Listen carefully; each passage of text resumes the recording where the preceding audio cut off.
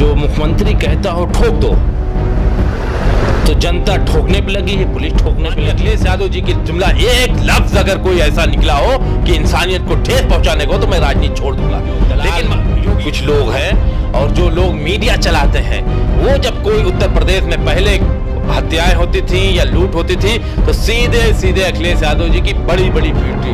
कभी कभी लगता था इतनी बड़ी फोटो दिखा रहे देंगे कि टीवी में भी ना आ जाए। आज माननीय अखिलेश यादव जी को पुकार रहा है और इंशाअल्लाह ताला हम लोग 350 से ज्यादा सीटें पाकर चुनाव जीतेंगे और माननीय अखिलेश यादव जी को मुख्यमंत्री बनाएंगे। ये हर आप उनको जांच तो करा रहे थे, आए थे घंटाघर, आप उधर ही से होके आए होंगे। एक मंत्री कहाँ का सर का पसीना कहाँ से होते होते नीचे आ गया, फड़वा लेके आए थे। अब हमसे नाम मत लिलवाइए।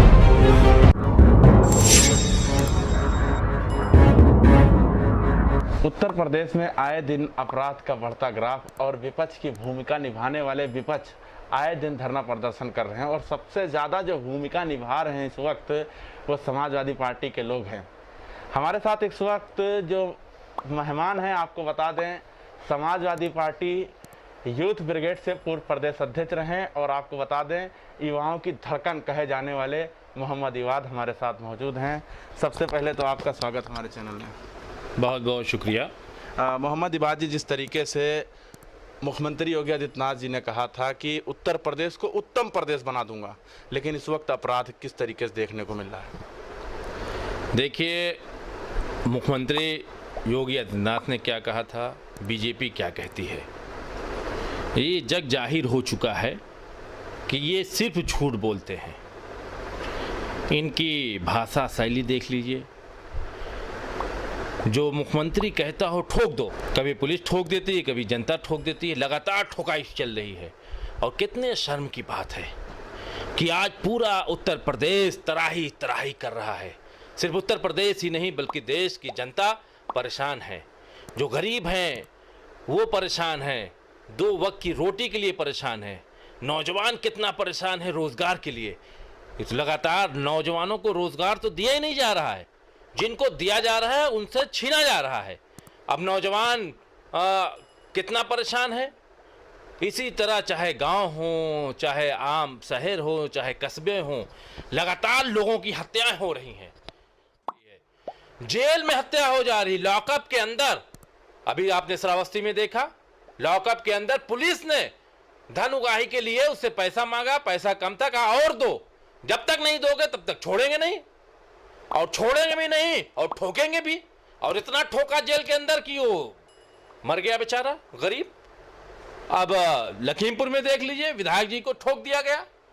ये मुख्यमंत्री जो हैं, ये नाम के मुख्यमंत्री। यानी आपका कहने का मतलब ठोको जो नीति है वो जनता के ऊपर असर हो रहा है। या ठोको नीति, ये जनता ही के लिए ठोको नीति। जो सदन में बोले ठोक दो, तो ठोक रहे हैं लोग। इनको तो हाथ जोड़ना चाहिए जनता से कि भाई मुझसे गलती हो गई, मत ठोको, नहीं कितने लोगों को ठोकवा देंगे और कितने अनाथ हो जाएंगे बच्चे, कितने माएँ बहनें बेवा हो जाएंगे। इनको तो कुछ लाज है नहीं, इनको तो बस ठोको, मारो, पीटो, दंगा कराओ। इनको तो सेहत पे असर पड़ने वाला नहीं है। लेकिन उनसे पूछें जिनके परिवार का कोई ठोक दिया जाता है, उनका परिवार कैसे लालन पालन होगा, वो बच्चे कैसे, उनके सर पे हाथ कौन रखेगा। ये मदद भी नहीं करते लोगों को। मैं इस मौके पर माननीय श्री अखिलेश यादव जी को बधाई दूंगा कि सरकार ना रहते हुए भी लगातार जो गरीब हैं, जो उनके पास मदद के लिए चले जा रहे हैं, वो चाहे आम कार्यकर्ताओं से चंदा लेकर, लोगों से पार्टी फंड से मदद कर रहे हैं। तो ऐसा व्यक्तित्व होना चाहिए कि अगर आपका घर जले या आपको परेशानी हो तो दर्द हमको भी होना चाहिए। ये हिंदुस्तान का इतिहास है। ये हिंदुस्तान का इतिहास ये नहीं है कि ठोक दो। इवाद जी, एक सवाल है हमारा कि आप जिस तरीके से, ये तो ग्राफ आप भारतीय जनता पार्टी के गिना रहे हैं, लेकिन ज़्यादातर अपराधियों का जो लिंकअप होता है वो समाजवादी पार्टी से क्यों होता है? क्योंकि योगी आदित्यनाथ जी भी यही कह रहे हैं कि ज़्यादातर लिंकअप जो है अपराधियों का वो समाजवादी पार्टी, चाहे विकास दुबे को देख लीजिए, उनका भी कहीं ना कहीं लिंकअप जोड़ दिया गया था समाजवादी पार्टी से। तो इस पर आप क्या कहेंगे? देखिए, लिंकअप जोड़ना बड़ा आसान होता है, लेकिन जो वास्तविकता होती, जो सच्चाई होती, वो क्या होता है आप तुलना कर लीजिए। आप छोड़ दीजिए जनता की बात, आप आइए बात कर लीजिए पूर्व मुख्यमंत्री में और वर्तमान मुख्यमंत्री में। माननीय अखिलेश यादव जी को देख लीजिए या जो ये है योगी जी, उनको देख लीजिए, किसका क्राइम हिस्ट्री है। उनकी स्पीच आप निकाल लीजिए, अभी तक की टोटल जितना भी चाहे सदन में हो चाहे बाहर हो, माननीय अखिलेश यादव जी की जुमला एक लफ्ज अगर कोई ऐसा निकला हो कि इंसानियत को ठेस पहुंचाने को, तो मैं राजनीति छोड़ दूंगा। लेकिन योगी की निकाल लीजिए, कोई स्पीच ऐसी नहीं जाती जिसमें वो ठोक दो, मार दो, ठीक कर दूंगा, तो ये कर दूंगा, वो कर दूंगा, बर्बाद कर दूंगा, इसके अलावा कुछ नहीं है। कितना अपराध का रिकॉर्ड कितना है। अपना मुकदमा खुद मुख्यमंत्री वापस कर रहा है, चाहे उप मुख्यमंत्री हो, आप देख लीजिए, चाहे केशव हो चाहे योगी हो, कितने धाराएं उनके ऊपर लगे, कितने मुकदमे लगे हुए हैं। कल तो गोधरा कांड का भी कोर्ट से आया है कि उसमें जो है शामिल नहीं थे ये देश के प्रधानमंत्री नरेंद्र मोदी जी। कल भी ये रिपोर्ट आई है। अरे मेरे भाई, जो चाहे जिससे चाहे जो करवा ले, जिसको देश की चिंता नहीं है, जिसको सिर्फ अपनी चिंता है कि फोटो कैसे अच्छी आनी चाहिए, इंटरव्यू कैसे आनी चाहिए, हाईलाइट करने कैसे आना चाहिए। लेकिन नौजवानों को मैं बधाई दूंगा कि अब जो पूरे देश का नौजवान लग गया है, जो लगातार ये सोशल मीडिया को हथियार बनाए थे, अब इनको शर्म आएगी, इनकी रूह कांपेगी। जिस तरह से अच्छे पत्रकारों से इंटरव्यू देने के लिए, जो वाकई में पत्रकार हैं, उनको इंटरव्यू देने के लिए रूह कांपती थी, उसी तरह से ये मन की बात कहने में भी अब सोचेंगे कि हम कैसे करें। अपने लाइक डिसलाइक यूट्यूब पे हो चाहे फेसबुक पे हो, अब ये कुछ करने वाले नहीं हैं, अब ये हताश हो गए हैं।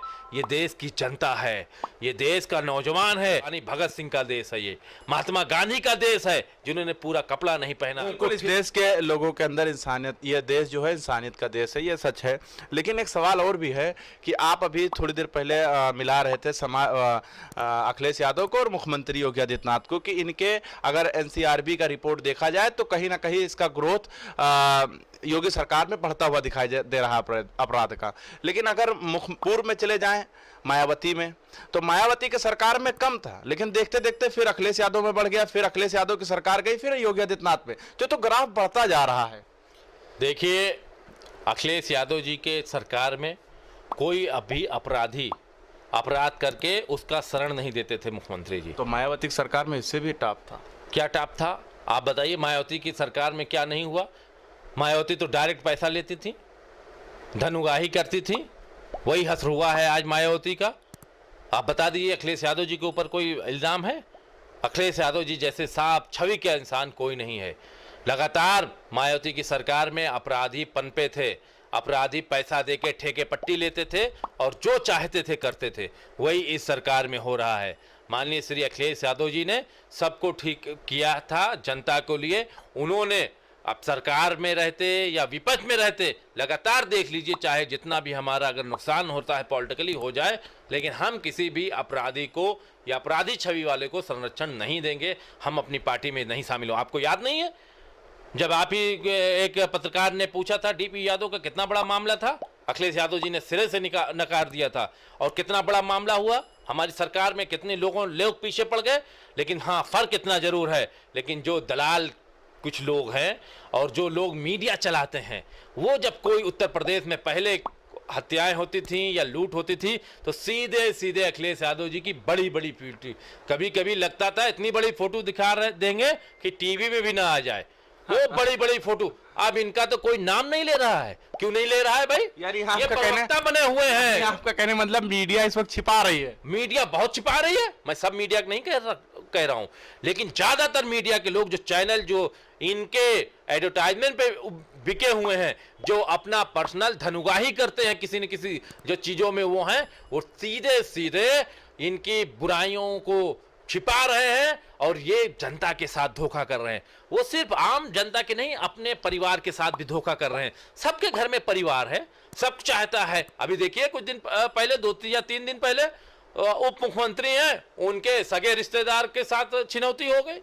लगातार हो रही है। तो कहीं न कहीं जब आग लगती है तो सब तक आग जरूर पहुंचती है। ये सोच लेना चाहिए कि हमें कैसा प्रदेश बनाना है, कैसा देश बनाना है, उसी हिसाब से काम करना है। हम अपने आने वाले नस्लों को या हमारे जैसे नौजवानों को, जो लोग मेहनत करके चाहते हैं कि उनको रोजगार मिले, 2 वक्त की रोटी मिले। उनके लिए आप क्या कर रहे हैं? अब किसानों अपराध के की, लिए अब आप ये तो क्या बात कर रहे हैं? अपराध की थी, ये तो बात अपराध की थी। अब युवाओं की बात कर लेते हैं कि जिस तरीके से परीक्षा कराने की बात की गई, तो उसके बाद समाजवादी पार्टी मैदान में उतरी, धरना प्रदर्शन किया गया, फिर उनके ऊपर लाठियां बर्बरता से बरसाई गई।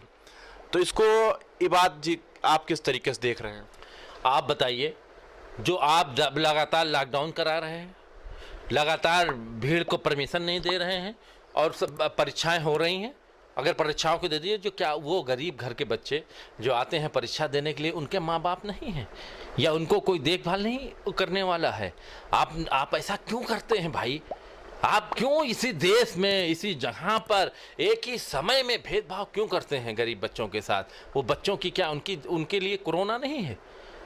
उनको कोरोना का डर नहीं है? वो कैसे आएंगे? ट्रेन से आएंगे, गाड़ी से आएंगे, कहाँ रुकेंगे और कैसे इकट्ठा होंगे गेट पर? जो परीक्षाएं हुई, या जैसे शराब के ठेके खुलवा दिए, मार भीड़े भीड़ देख लीजिए, या लगातार जो चीजें हो रही, जहां कोरोना की आप जांच नहीं करा पा रहे हो, जहां लोग लगातार खबर आ रही है कि डॉक्टर नहीं मुहैया हो पा रहे हैं कोरोना पेशेंट को, बेचारे हताश होकर कितने लोग दम तोड़ दे रहे हैं, उनको ज़रूरत है। उसके बाद आज नौजवानों को रोजगार की ज़रूरत है, सीधे सीधे इन्होंने, कोई भर्ती हो रही हो तो बताइए, भर्ती निराश, भर्ती निराश, सब निराश, या तो टाइम बढ़ा दे रहे हैं। आज नौजवान चाहता है उसको रोजगार मिले, सरकारी रोजगार मिले, या जैसे अखिलेश यादव जी ने कौशल मिशन के तहत लोगों को प्रशिक्षण दिया था, वो चाहे छोटा नाव का काम करने हो, या दर्जी का काम करने वाला हो, या बढ़ई का काम करने वाला हो, या किसानों के लिए कामधेनु योजना चलाई थी कि वो जानवरों कैसे भैंस पालने, तो कैसे, कागजों में था ना, दिखाए, जमीन पे नहीं दिखा। कहाँ नहीं दिखा आपको? कहाँ रहते, लोगों को कहाँ? रोजगार नहीं मिला। किसको? आपने कौन सा रोजगार चाहा, आपको नहीं मिला? जो भी चाहता था अखिलेश यादव जी लगातार नौजवानों को रोजगार दिए हैं, और पूरे उत्तर प्रदेश का इतिहास है, जितना माननीय अखिलेश यादव जी ने काम करके दिखा लिया, उतना रोजगार किसी सरकार ने नहीं दिया है। ये तो ठोको वाले बाबा हैं, इसके पूर्व की सरकारों ने भी माननीय अखिलेश यादव जी की सोच को कोई नहीं पा सकता। इसीलिए आज उत्तर प्रदेश माननीय अखिलेश यादव जी को पुकार रहा है, और इंशाअल्लाह ताला 2012 में हम लोग 350 से ज्यादा सीटें पाकर चुनाव जीतेंगे और माननीय अखिलेश यादव जी को मुख्यमंत्री बनाएंगे। ये हर नौजवान आज उत्तर प्रदेश का चाह रहा है। जिस तरीके से आप दावा कर रहे हैं कि मुख्यमंत्री अखिलेश यादव ने बहुत ज्यादा काम किया है, लेकिन योगी सरकार कहे भ्रष्टाचार भी सबसे ज्यादा अखिलेश यादव ने किया है। कहां पर भ्रष्टाचार हुआ? आप उनको जांच तो करा रहे थे, आए थे यहीं घंटाघर, आप उधर ही से होके आए होंगे। एक मंत्री कहाँ का, सर का पसीना कहां से होते होते नीचे आ गया, फड़वा लेके आए थे। अब हमसे नाम मत दिलवाइए। आए थे वो पत्थर निकालने के लिए, नहीं, हाथ पे छाले पड़ गए, हाथों में नहीं निकल पाया पत्थर। किया था लखनऊ आगरा एक्सप्रेसवे का जांच करा रहे थे, कहां गई जांचें? जब कुछ पाओगे तभी तो कुछ करोगे। माननीय अखिलेश यादव जी की नीयत साफ थी कि 22 और 23 महीने के अंदर एक्सप्रेस वे दे दिया, पूर्वांचल एक्सप्रेस वे अखिलेश यादव जी ने शिलान्यास कर दिया था। अब तक मुख्यमंत्री होते तो रोड चलती, कितना लोगों को आवागमन में संसाधन होते हमारा, क्योंकि लगातार हम और आप जानते हैं माननीय अखिलेश यादव जी कहते हैं कि अमेरिका ने रोडें सड़कें बनवाई, सड़कों ने अमेरिका को बनाया। जब तक आप ट्रांसपोर्ट की सुविधा अच्छी नहीं करेंगे, जब तक आप मेट्रो नहीं चलाएंगे, जब तक आप रफ्तार प्रदेश की नहीं बढ़ाएंगे, तब तक तरक्की मुमकिन नहीं है। तो इनको चाहिए कि जितनी भी सड़कें हैं, माननीय ये ना देखें अभी तक जो भी शिलान्यास माननीय अखिलेश यादव जी ने किया था उसी का उद्घाटन किया है। हम तो तरस गए, इन्होंने कोई काम किया कि ना किया? आप बता दो कोई काम बड़ा किया हो। इन्होंने कोई काम नहीं किया, बस ठोको वाला काम किया है, जिससे लोगों को ठोका। कभी मुसलमानों के नाम पर ठोका, कभी बैकवर्ड के नाम पे ठोका, अब ब्राह्मण भाइयों के नाम पे ठोक रहे हैं, कभी एससी के नाम पे ठोक रहे हैं, कभी किसी के नाम पे ठोक रहे हैं। बस इनकी नीति है, हर साल इन्होंने एक प्लान, अपना चार्ट प्लान तैयार कर दिया कि किस साल किन को ठोकना है। तो वो और उनके लोग लगातार ठोको नीति पे लगे हुए हैं, विकास का कोई काम नहीं दिख रहा। अच्छा, एक आरोप, हमारे एक साथी से मुलाकात हुआ, वो मुझसे कह रहे थे कि मोहम्मद इबाद भाई जो हैं वो काफ़ी मेहनत कर रहे थे समाजवादी पार्टी के लिए, लेकिन जो उनको अहमियत देना चाहिए पार्टी में वो नहीं मिला। तो आपको क्या लगता है कि वो आपको अहमियत मिला या नहीं मिला? देखिए, पार्टी ने जो हमको अहमियत दिया हमारी खुशनसीबी है, और मैं अपनी मेहनत पे और आप लोगों की दुआओं पर या उस साथी की जो हमारा हमदर्द है उसकी दुआओं का असर है कि कोई पद पाना, मंत्री हो जाना ही अहमियत नहीं होता, मान सम्मान होना अहमियत होता है। आप जिस सड़क से आए हों, चाहे बंधे वाली सड़क हो, चाहे आसपास का सड़क हो, चाहे समाजवादी पेंशन योजना है या तमाम लोगों की मदद करना हो, माननीय अखिलेश यादव जी सरकार रहते हुए या अभी भी जिस लायक के हैं हम लोग मदद करते हैं। हमारा काम है लोगों की मदद करना। आप आए होंगे, देख रहे हो हरियाली दिख रही है आपको, कैसे पेड़ लग रहे हैं, ये लोगों को इस तरह की मदद होती है। ये हमारे हम जरिया बने, तो जैसे आप भी पत्रकार हैं, आप जरिया बन रहे हैं हमारे और आपके बीच लोगों तक पहुंचाने के लिए, ये बड़ी बात नहीं होती। हम उसके लिए नहीं तड़पते, हम इंसानियत के लिए तड़पते हैं कि लोगों की मदद होनी चाहिए। आपका मतलब है कि समाजवादी पार्टी में आपको काफी इज्जत दी हाँ, गई। समाजवादी पार्टी में से हम बहुत संतुष्ट हैं। माननीय अखिलेश यादव जी की नीतियों से, समाजवादी पार्टी की विचारधारा से, कि समाजवादी पार्टी जो हमारे धर्म में सिखाया अगर गया, इतना अच्छा- मेरी बात पूरी हो जाने दी, जो हमारे धर्म में सिखाया गया, हमारे माँ बाप ने सिखाया, किसी को परेशान मत कीजिए, किसी की गरीब की जितनी हो सके मदद करें, वही समाजवादी पेंशन योजना है। मुझे याद है कि समाजवादी पेंशन योजना के तहत कितने गरीबों की पेंशन मिली थी। मुझे याद है कि कितने जो मुख्यमंत्री राहत कोष से जो इलाज के लिए पैसा, चाहे हम जरिया बने हों या आप जरिया बने हों, कितना लोगों की मदद किया है माननीय अखिलेश यादव जी ने। मुझे याद है उन गरीब बच्चों के आंखों में आंसू आ जाते थे जब वो लैपटॉप पाते थे। मुझे याद है वो सब तमाम चीज़ें, जो सड़कें, जो जहाँ पर लोग चल नहीं पाते थे, वहाँ जब सड़कें अच्छी बनी है, समाजवादी मुझे पार्टी- याद है, मेरी बात कह लीजिए पूरी, मुझे याद है, आप चाहे जो अभी ये ई रिक्शा है, माननीय अखिलेश यादव जी ने गरीबों को दिया था। मुझे वो तमाम चीज़ें याद हैं, चाहे स्ट्रीट लाइट हो, चाहे जो पार्क हैं, चाहे जनेश्वर मिश्र पार्क हो, चाहे आपका रिवर फ्रंट हो, चाहे घंटा घर हो, या तमाम ऐसी योजना है उत्तर प्रदेश में, जितने पुल माननीय अखिलेश यादव जी ने बना दिए या लखनऊ में बना दिए। आपको याद होगा, आपको यही क्रॉसिंग है या डालीगंज इतना अच्छा ही काम किया है तो 2017 में सरकार क्यों चली गई, ये भी तो सवाल बनता है। सवाल ये बनता है, जनता को गुमराह किया, जनता से कहा कि हम आपको फलाह कर देंगे, जैसे मुख्यमंत्री प्रधानमंत्री ने कहा था 15 लाख रुपए दे देंगे, इन्होंने कहा हम आपका घर भर देंगे। हम इनको बोलना ही है, लेकिन माननीय साहब अखिलेश यादव जी को काम करके दिखाना है। हमने काम करके दिखाया है। मैं पूरे यकीन के साथ कहता हूं, अगर आप यहां से लेके पूरे लखनऊ में घूम जाइए, 70% लोग याद कर रहे हैं कि काश अखिलेश यादव तो मुख्यमंत्री सरकार होते तो क्यों काम गई, होता। सरकार क्यों गई, काम- कारण क्या है, आप कारण क्या समझते हैं? कारण बहकावा है, गुमराह करना है। इन्होंने गुमराह किया और उसका माध्यम बनाया मीडिया को, जो मीडिया के जरिए और लोगों के जरिए गुमराह किया, जातियों में बांटने का काम किया।